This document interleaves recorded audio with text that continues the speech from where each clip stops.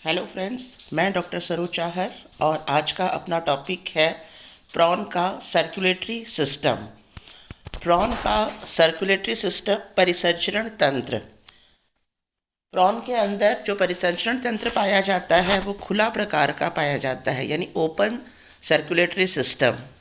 इसके अंदर हार्ट और आर्टरीज तो होती हैं, लेकिन कैपिलरीज और वेन्स नहीं होती हैं, यानी केशिकाएं और शिराएं इसमें नहीं होती हैं। आर्टरीज जो है वो हार्ट से ब्लड को बॉडी के डिफरेंट पार्ट्स तक लेकर के जाती हैं और उसके बाद में आर्टरीज ब्रांच होकर के और ब्रांच होकर यानी शाखान्वित होती जाती हैं और अंततः रक्त कोटर में ओपन होती हैं।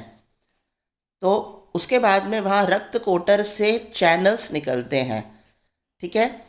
इसीलिए जो है इसको क्या कहते हैं, ओपन प्रकार का सर्कुलेटरी सिस्टम। हमारे अंदर जिस तरह से ऑक्सीजन और कार्बन डाइऑक्साइड को कैरी करने के लिए जो पिगमेंट है वो है हीमोग्लोबिन, इनके अंदर है हीमोसाइनिन। हीमोसाइनिन जो है वो जब ऑक्सीजन के साथ कंबाइन करता है तो ब्लड का कलर हो जाता है ब्लू, यानी रेड कलर का ब्लड इसमें नहीं होता, ब्लू कलर का ब्लड इसमें होता है। और इसके ब्लड के अंदर कोगुलेट करने की बहुत अधिक क्षमता होती है। हमने पढ़ा था कि इसमें 19 सेगमेंट है तो 19 पेयर ऑफ अपेंडेजेस हैं और इसमें ऑटोटॉमी पाई जाती है। ऑटोटॉमी यानी स्वयं यदि कोई शिकारी इसको पकड़ने की कोशिश करता है तो ये अपने पैरों को तोड़ करके आगे जा सकता है, बचा सकता है अपने आप को, तो ऑटोटॉमी। तो इसके जो पैर हैं वो अगर टूट जाते हैं तो तुरंत जो है उसमें से ब्लड फ्लो नहीं होगा, वहाँ तुरंत कोगुलेशन हो जाएगा। तो ये इसकी ब्लड की जो है विशेषता है। हीमोसाइनिन जो है इसमें ब्लड पिगमेंट है और ब्लड के क्लॉट की क्षमता अत्यधिक पाई जाती है और ओपन प्रकार का सर्कुलेटरी सिस्टम है इसमें। अब हम इसको स्टेप बाय स्टेप करते हैं। यहाँ से हम लेते हैं सर्कुलेटरी सिस्टम ओपन टाइप का है और कौन कौन से पार्ट हैं इसमें, पेरिकार्डियम, हार्ट, आर्टरीज, ब्लड लैक्यूनी या साइनसेस और ब्लड चैनल। सबसे पहले हम लेते हैं हार्ट। हार्ट जो है ये ट्रायंगुलर शेप का होता है, मस्कुलर होता है। हार्ट जिसमें भी होगा वहाँ पेशीय होगा, यहाँ ट्रायंगुलर शेप का है और पेशीय संरचना है।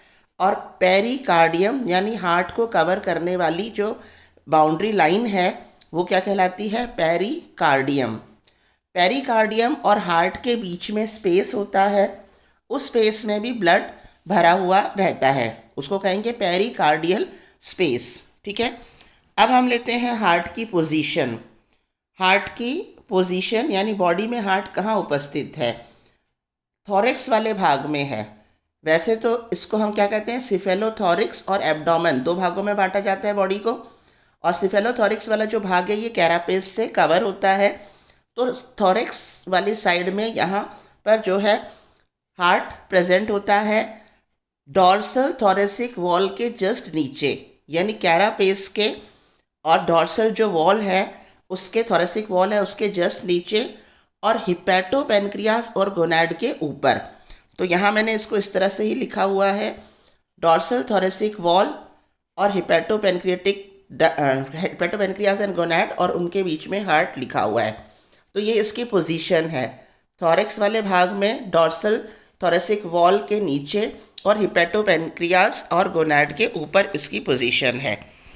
अब जैसे मैंने बताया था कि हार्ट जो है ये ट्रायंगल शेप का होता है, तो इसमें अपेक्स वाला पार्ट आगे की तरफ होता है और ब्रॉड वाला पार्ट पीछे की तरफ होता है।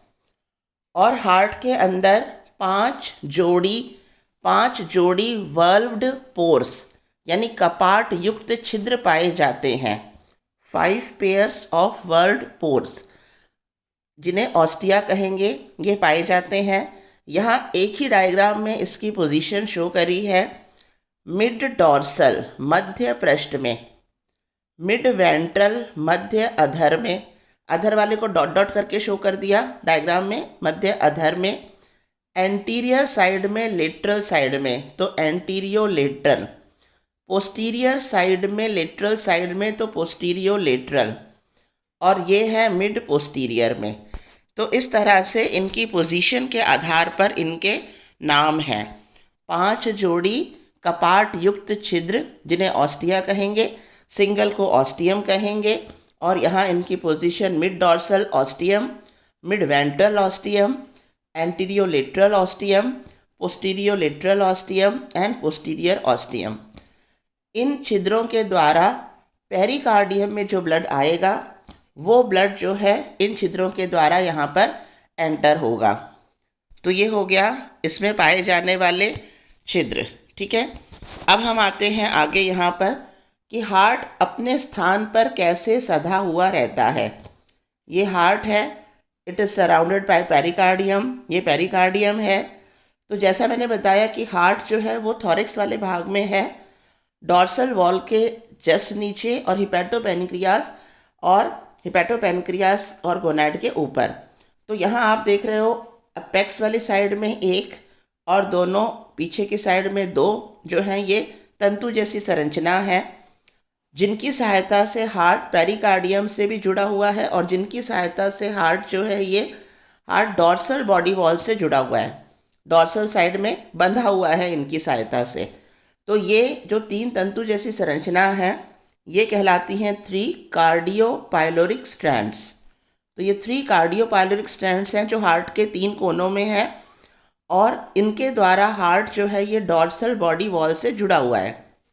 इसी तरह से यहाँ बेस की साइड में दोनों लेटरल साइड से 2 तंतु निकल रहे हैं, ये हैं लेटरल स्ट्रैंड्स। इनकी सहायता से हार्ट जो है वो थोरेसिक बॉडी वॉल से जुड़ा हुआ है।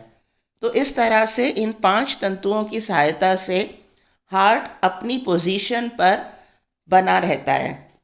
3 क्या है, कार्डियोपाइलोरिक स्ट्रैंड जिनकी सहायता से हार्ट जो है वो डॉर्सल बॉडी वॉल से जुड़ा है, और 2 क्या है, लेटरल स्ट्रैंड जिनकी सहायता से हार्ट जो है वो थोरेसिक बॉडी वॉल से जुड़ा हुआ है। तो ये हो गई इसकी पोजीशन, सधा हुआ रहता है इसमें। अब हम लेते हैं हार्ट से निकलने वाली मुख्य धमनियाँ, आर्टरीज।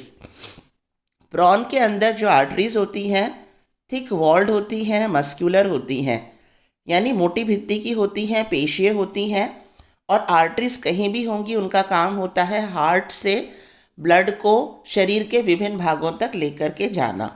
तो यहाँ भी यही है, thick walled muscular blood vessels, they carry blood from heart to different parts of the body.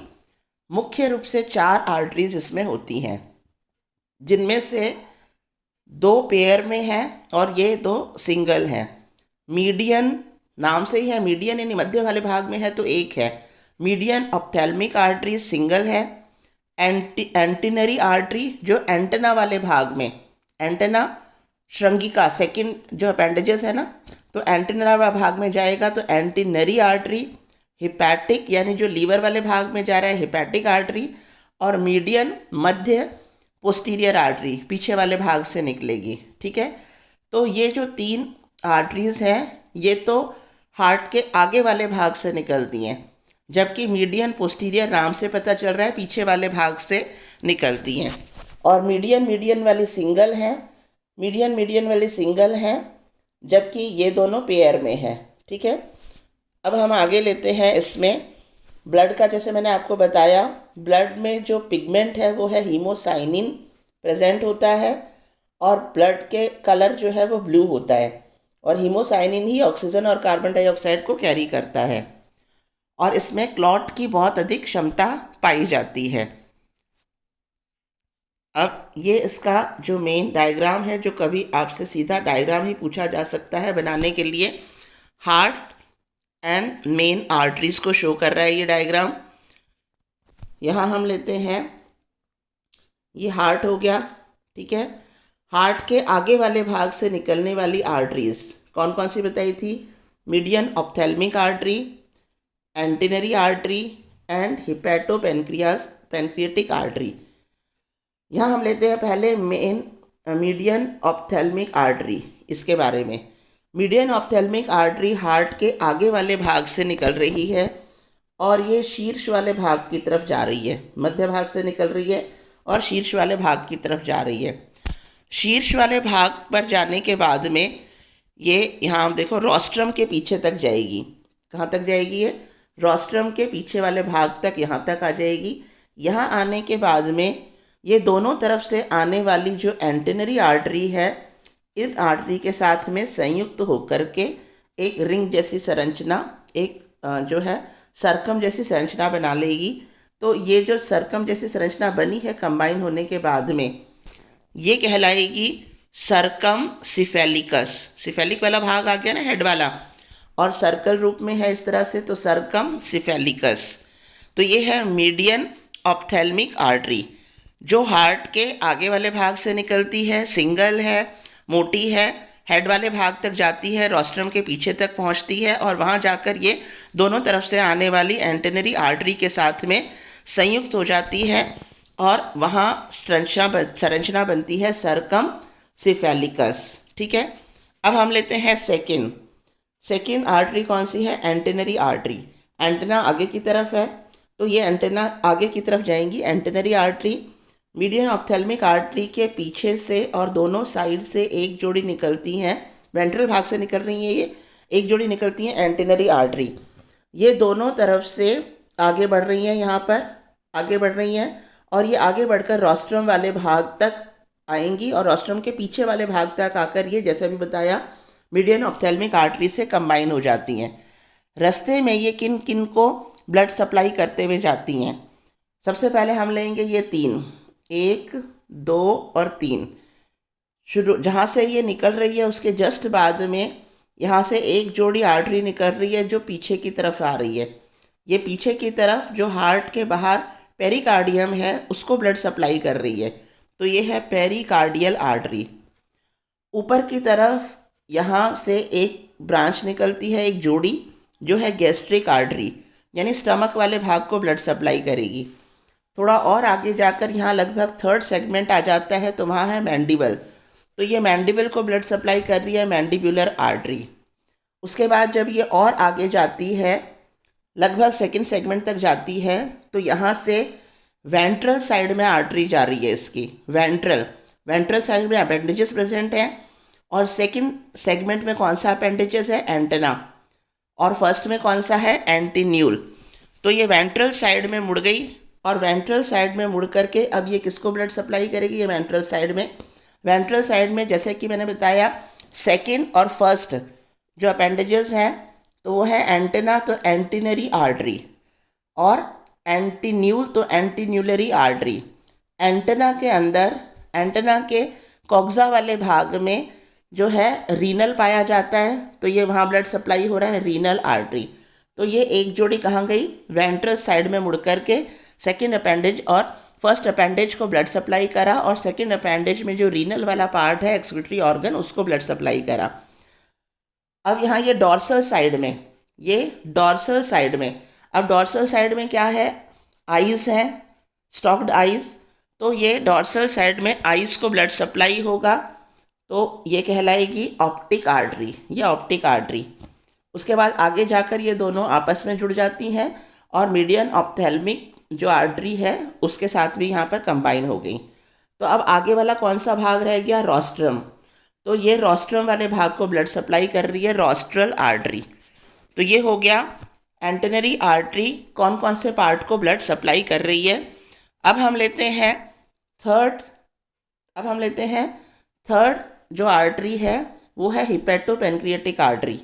ये भी आगे के भाग से ही निकल रही है, वेंट्रल साइड से निकल रही है, दोनों साइड में। और हार्ट किसके ऊपर बताया था मैंने? हिपेटोपेनक्रियाज के ऊपर है और गोनाड के ऊपर है, तो ये नीचे की तरफ जा कर के हिपेटोपेनक्रियाज को ब्लड सप्लाई करेगी। तो ये हो गई आगे से निकलने वाली 3 आर टाइप की आर्टरीज। अब हम लेते हैं लास्ट पोस्टीरियर से निकलने वाली आर्टरी। यहाँ आप देखो मध्य पोस्टीरियर वाले भाग से, पश्च वाले भाग से नीचे से निकल रही है मीडियन पोस्टीरियर आर्टरी। ये जो मीडियन पोस्टीरियर आर्टरी है ये निकलने के बाद तुरंत जो है 2 भागों में बट गई। एक भाग जाएगा इंटेस्टाइन के ऊपर से, क्योंकि ये इंटेस्टाइन के ऊपर से जा रहा है तो इसका नाम क्या हो गया? सुप्रा इंटेस्टाइनल आर्टरी। और ये इंटेस्टाइन और वहाँ की जो मसल्स हैं और वहाँ के जो विजरल ऑर्गन्स हैं उनको ब्लड सप्लाई करेगी। दूसरा ये लेफ्ट साइड में राइट साइड, लेफ्ट या राइट साइड में, लेफ्ट या राइट साइड में टर्न होगी और ये कहलाती है स्टर्नल आर्टरी। नाम से ही पता चल रहा है स्टर्नम वाले भाग को तो जाना ही जाना है। हमने इसका जो नर्वस सिस्टम पढ़ा था उसमें हमने कहा था वेंट्रल थोरेसिक गैंग्लियोनिक मास जो है, जो 11 गैंग्लिया के संयुक्त होने से बना है, थोरेक्स वाले भाग में है, तो उसके बीच में एक छेद होता है जो कहलाता है अपर्चर फॉर स्टर्नल आर्टरी। तो इस छेद में से वेंट्रल थोरेसिक गैंग्लियोनिक मास में जो छेद है, उस छेद में से होते हुए ये वेंट्रल साइड में तो पहुंची गई है क्योंकि वेंट्रल साइड में ही है, तो उस छेद में से होते हुए ये बाहर आती है और वेंट्रल वाले भाग में इसमें से अब 2 ब्रांच चलेंगी। एक चली जाएगी आगे की तरफ यानी थोरेक्स वाले भाग में, एक चली जाएगी पीछे की तरफ यानी एब्डोमेन वाले भाग में। तो अब जो थोरेक्स वाले भाग में जा रही है वो कहलाएगी वेंट्रल थोरेसिक आर्टरी। और यहाँ पर हमने पढ़ा मैंडिबल वाले भाग तक तो ब्लड सप्लाई हो गया है, थर्ड सेगमेंट के अपेंडेज। तो उसके बाद में यहाँ पर फोर्थ मैग्जिला, 3 जोड़ी मैग्जिलोपीड और 3 जोड़ी वॉकिंग लेग तक ये ब्लड सप्लाई कर रही है और सबसे आगे स्टर्नम वाले भाग को ब्लड सप्लाई कर रही है। ठीक है, तो ये है वेंट्रल थोरेसिक आर्टरी। वेंट्रल में जो मैंडिबल के बाद में यानी 4th, 5th, 6th, 7th, 8th और 9th, 10th, 11th अपेंडेज के वॉकिंग लेग्स तक यानी 3rd वॉकिंग लेग्स तक इसने ब्लड सप्लाई करा और आगे स्टर्नम में ब्लड सप्लाई करा। और जो पीछे वाली आर्टरी है यानी जो एब्डोमेन वाले भाग में जा रही है वो कहलाएगी वेंट्रल एब्डोमिनल आर्टरी। और ये 3 वॉकिंग लेग्स तो वहाँ ब्लड सप्लाई हो गया, उसके बाद में रिमेनिंग 2 वॉकिंग लेग्स और एब्डोमेन वाले भाग में जो प्लियोपोड्स हैं 5 जोड़ी उनको, यूरोपोड्स है उनको, और हाइंड गट वाला जो भाग है पीछे, इनको सबको ब्लड सप्लाई करने का काम होता है वेंट्रल एब्डोमिनल आर्टरी का। तो इस तरह से ये हो गया इसका हार्ट और हार्ट से निकलने वाली मेन आर्टरीज। और लगभग बॉडी के सभी भागों को प्योर ब्लड जो है वो प्राप्त हो गया। अब हम लेते हैं ये जो आर्टरीज हैं, कैपिलरीज और वेन्स तो इसमें पाई नहीं जाती हैं, जो हमने पहले ही बताया ओपन प्रकार का सर्कुलेटरी सिस्टम पाया जाता है। तो ये आर्टरीज ऑर्गन्स में जाने के बाद में डिवाइड होती हैं, फिर से डिवाइड होती हैं और अंततः ओपन होती हैं ब्लड लैक्यूनी में। ये सारे जो छोटे छोटे लैक्यूनी हैं ये अंततः मिलकर के बनाते हैं साइनस।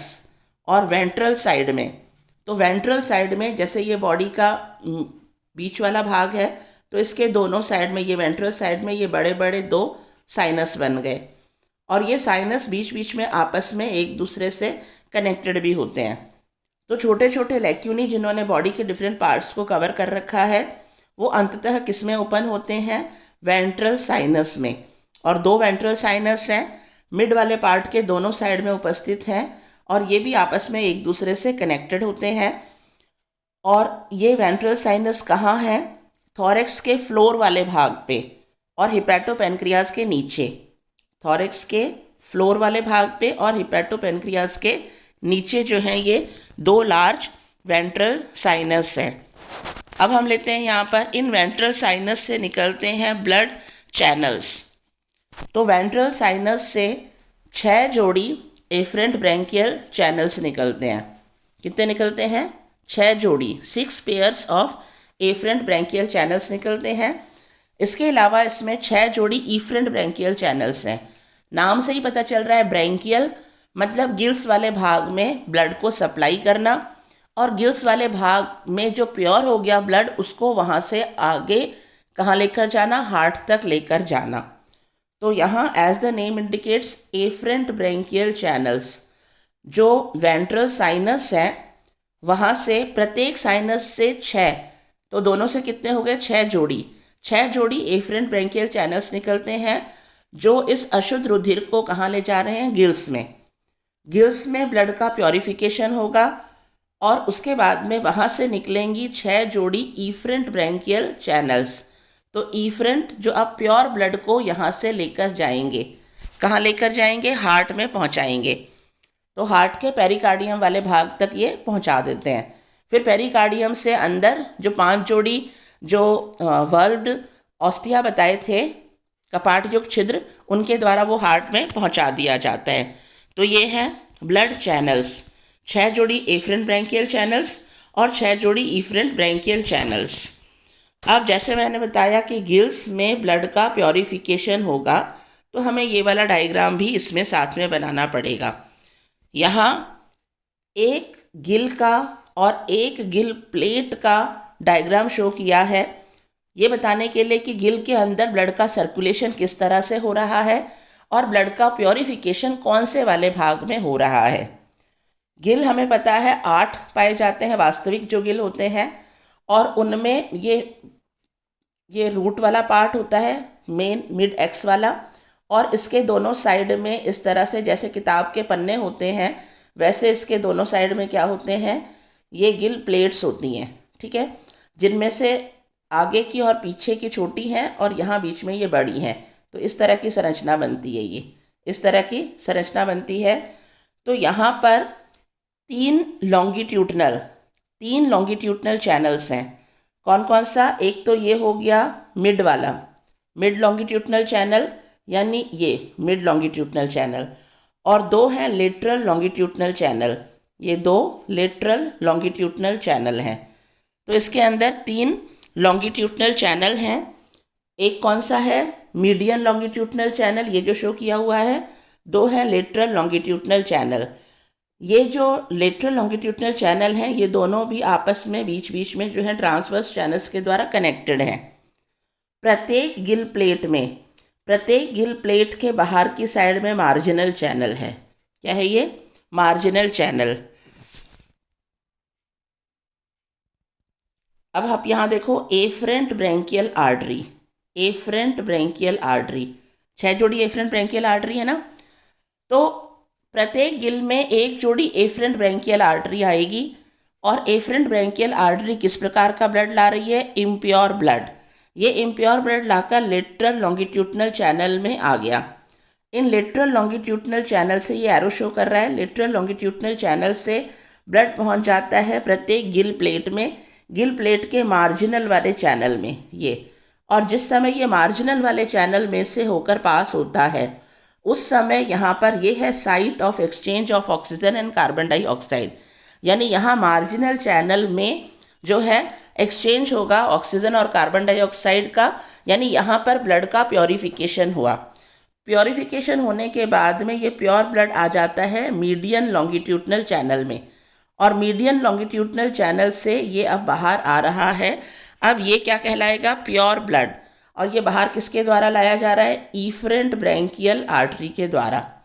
इस तरह से इफरेंट ब्रैंकियल आर्टरीज जो हैं, ये प्रत्येक गिल से बाहर आती हैं और प्योर ब्लड को कहाँ लेकर के जाती हैं? ये ले जाती हैं हार्ट वाले भाग तक, यानी पेरिकार्डियम वाले भाग तक। तो ये डायग्राम आप देखें, ये हो गया गिल के अंदर ब्लड का circulation, and site of purification कहाँ पर है? मार्जिनल चैनल में, ठीक है। तो ये हो गया गिल के अंदर ब्लड का सर्कुलेशन। अब हम आते हैं ब्लड सर्कुलेशन इन गिल। अब हम लेते हैं इसका ओवरऑल डायग्राम, रे डायग्राम। सर्कुलेशन का रे डायग्राम कैसे बनाना है? एक रेक्टेंगल शेप बना दें यहाँ पहले तो आउटलाइन, उसके बाद में यहाँ बीच में ये हार्ट हो गया। हम शुरुआत करते हैं हार्ट से। आर्टरीज निकल रही हैं, मुख्य 4 आर्टरीज हैं। ये आर्टरीज जो है ये ब्लड को वेरियस पार्ट्स तक पहुँचाती हैं, ये वेरियस विजरल ऑर्गन्स तक पहुँचाती हैं, अपेंडेजेस तक पहुँचाती हैं। इसे इनलार्ज करके हम देख लें, arterial branches to viscera and appendages. तो शरीर के विभिन्न भागों को ब्लड सप्लाई हो गया जो प्योर ब्लड है। उसके बाद में ये बॉडी के डिफरेंट पार्ट्स ने ऑक्सीजन कंज्यूम कर लिया और उनमें आ गई कार्बन डाइऑक्साइड, और वहाँ पर ये बनती है। अब क्या बनेगा यहाँ पर? Blood lacunae of haemocoel. अब ब्लड लैक्यूनी ऑफ हीमोसील में इम्प्योर ब्लड है। ये इम्प्योर ब्लड जो है, ये सभी छोटे छोटे लैक्यूनी अंततः किस में ओपन होते हैं? ये वेंट्रल साइनस में ओपन होते हैं। और वेंट्रल साइनस से फिर 6 जोड़ी क्या निकलती हैं? Efferent branchial channels. 6 जोड़ी एफरेंट ब्रैंकियल चैनल्स। प्रत्येक जो गिल है उसमें केवल एक जोड़ी जो है वो एफरेंट ब्रैंकियल चैनल जाएगी।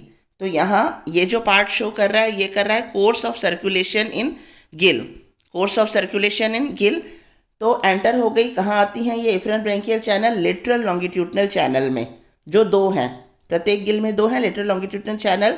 लेटरल लॉन्गिट्यूडनल चैनल से वो प्रत्येक गिल प्लेट वाले भाग में जाएंगी और प्रत्येक गिल प्लेट के बाहर की तरफ क्या है, मार्जिनल चैनल। तो ये मार्जिनल चैनल में गई, मार्जिनल चैनल में प्योरिफिकेशन हुआ, उसके बाद मार्जिनल चैनल से ब्लड आता है मीडियन लॉन्गिट्यूडनल चैनल में। अब मीडियन लॉन्गिट्यूडनल चैनल जो सिंगल है प्रत्येक गिल में, इसमें प्योर ब्लड है, और यहाँ से अब निकलती हैं क्या, इफरेंट ब्रेंकियल चैनल। तो सभी जो गिल्स हैं उनसे 6 जोड़ी इफरेंट ब्रेंकियल चैनल्स आएंगी, और इफरेंट ब्रेंकियल चैनल्स में प्योर ब्लड है। ये पहुँचा दिया जाता है पेरिकार्डियल साइनस में, और पेरिकार्डियल साइनस में अब प्योर ब्लड आ गया। पेरिकार्डियल साइनस से हार्ट में किसके द्वारा आएगा, हार्ट के अंदर हमने क्या बताया था, 5 जोड़ी क्या पाए जाते हैं, कपाट युक्त छिद्र। तो उन छिद्रों के द्वारा ये प्योर ब्लड हार्ट में पहुंचा दिया जाता है। इस तरह से ये हो गया रे डायग्राम, रे डायग्राम ऑफ ब्लड सर्कुलेशन। तो इस तरह से ये प्रॉन का जो है सर्कुलेटरी सिस्टम कंप्लीट हुआ। यहाँ जो ये प्लेन पेपर मैंने छोड़ा है, ये आपको इसका जो हार्ट और उससे निकलने वाली आर्टरीज, इसके डायग्राम को कैसे बनाना है इसके लिए छोड़ा है। तो यहाँ हम क्या करेंगे, कैसे बनाएंगे, जो पूरा हमारे पास में स्पेस है उस स्पेस को हम बीच में से लाइन कर दें कि यहाँ, अब हम मान लें कि यहाँ हमें बनाना है हार्ट, ये हार्ट बना दिया हमने, ठीक है। अब इससे आगे निकलने वाली आर्टरीज, मिड, ये मीडियन ऑप्थेल्मिक आर्टरी, ठीक है।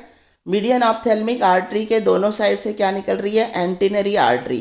तो इसे हम पहले ये इस तरह से जोड़ दें, ये एंटीनरी आर्टरी जो रोस्ट्रम वाले भाग के नीचे आकर के संयुक्त हो जाती है मीडियन ऑप्थेल्मिक आर्टरी से। और यहाँ जो पार्ट बनता है ये कौन सा बनता है, ये बनता है सर्कमसिफेलिक, है ना। अब इसको हम डबल कर लें, इस लाइन को, ये हम इसको ये डबल कर लें, ठीक है। और थर्ड हम बनाएंगे कौन सी, हिपैटिक। तो पहले हम ये हिपैटिक बना लें यहीं से, तो ये हिपैटिक आर्टरी, ये ब्रांच कर लें 3, ये हिपैटिक आर्टरी। फिर हम बना लें लास्ट जो है पोस्टीरियर, ये निकलने के बाद में नीचे की तरफ तो जाएगी सुप्रा, ये सुप्रा इंटेस्टाइनल हो गई, और यहाँ से निकलते लेफ्ट या राइट साइड में जो है ये है स्टर्नल। फिर हम यहाँ पर बना लें वेंट्रल थोरेसिक गैंग्लियोनिक मास, उसके अंदर से निकल कर के ये आगे की तरफ चली गई, कहाँ पर, थोरेक्स वाले भाग में, तो ये कहलाएगी वेंट्रल थोरेसिक आर्टरी। और ये चली जाएगी पीछे की तरफ, ये कहलाएगी वेंट्रल एब्डोमिनल आर्टरी। अब यहाँ से हम क्या कर लें, छोटी छोटी ब्रांचेस जो हैं वो निकाल लें, छोटी छोटी ब्रांचेस हम निकाल लें। ये वापस हम बना लेते हैं, हार्ट हो गया, ये हो गया, ये कंबाइन हो गया, ये बना दिया हमने, ये तुरंत ये बना दिया, ये बना दिया, और ये इस तरह से, और ये ऐसे और ऐसे, ठीक है, बहुत सिंपल है। अब हम लेते हैं आगे, यानी एंटेनरी आर्टरी से निकलने वाली जो आर्टरीज़ हैं, एक जोड़ी आएगी नीचे, नीचे कहाँ पर, पेरिकार्डियम में। उसके थोड़ी देर बाद में ऊपर की तरफ ये आएगी जो है गैस्ट्रिक, तो ये हो गई गैस्ट्रिक, इसके ऊपर हो गई मैंडिबुलर। फिर वेंट्रल साइड में क्या है, एंटीन्यूल और एंटेना, तो 2 एंटीन्यूल एंटेना और बीच में एक रीनल, ये एंटीन्यूल एंटेना और बीच में एक रीनल वाला पार्ट। फिर आगे की तरफ क्या है, ऑप्टिक, डॉर्सल साइड में ऑप्टिक, और आगे यहाँ पर क्या है, ये रोस्ट्रम, ठीक है। तो इस तरह से ये बहुत ही सिंपल डायग्राम है, 2-3 बार आप प्रैक्टिस करोगे तो आप उसके नाम भी याद हो जाएंगे, और ये बहुत इजी तरीके से आप बना भी सकते हो। इसी तरह से जो गिल्स के अंदर जो सर्कुलेशन है वो भी बहुत सिंपल है। आप 3 लाइन बनाओ, 1 2 3, ठीक है, और उसके बाद में बीच में किसी भाग में आप यहाँ पर ये इस तरह से, ये बुक के पन्ने की तरह हमने बना लिया गिल प्लेट के बाहर ये बना लो मार्जिनल प्लेट, ठीक है। बीच बीच में इनको सीढ़ियों जैसी संरचना से जोड़ दो। अब हम आएंगे कहाँ से, एफरेंट ब्रेंकियल आर्टरी जो आती हैं लेटरल वाले भाग में, ये एरो शो कर दें, लेटरल मार्जिनल वाले भाग में, लेटरल लॉन्गिट्यूडनल में, और यहाँ से ये ब्लड आएगा किसके अंदर, ये मार्जिनल वाले भाग में, यहाँ से। तो यहाँ से ये प्योरीफाई होकर के कहाँ पर आ जाएगा, मीडियन वाले भाग में, और मीडियन वाले भाग से जो बाहर निकलेगी वो कौन सी है, इफरेंट। तो इस तरह से दोनों ही डायग्राम बहुत ही ईजी तरीके से बन सकते हैं। कोई भी टॉपिक अगर आप डायग्राम के साथ में उसको एक्सप्लेन करते हैं और आपको डायग्राम बनाना आता है तो इससे ये क्लियर हो जाता है कि आपको कंसेप्ट क्लियर हो गया है और एग्ज़ामिनर भी जो है वो भी समझ जाता है कि आपके कंसेप्ट जो है वो क्लियर हैं। तो इसीलिए आप जहाँ तक हो डायग्राम बना करके और फिर इनका जो है एक्सप्लेन करें तो वो इजी वे भी है और इम्प्रेसिव वे भी है और याद रखने में भी आसान है। That's all about the topic. Thank you.